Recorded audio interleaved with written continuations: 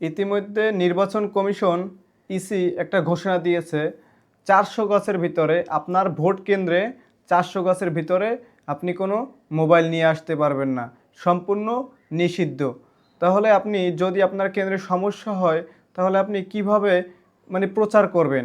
আসলে এটার মানেটা কি? আপনি কতটুকু আহ, আপনার কেন্দ্রে কতটুকু আপনার মনে হয় এটা গ্রহণযোগ্য? আপনাদের কমেন্টে মতামত চাই। যারা গ্রহণযোগ্য মনে করেন তারা হ্যাঁ দিবেন কমেন্টে, আর যারা গ্রহণযোগ্য না মনে করেন তারা কমেন্টে না দিবেন। এর প্রতিবাদ গড়ে তুলুন, কারণ আমরা এই দেশটাকে সুষ্ঠু, শান্ত, সুশীল করতে চাই।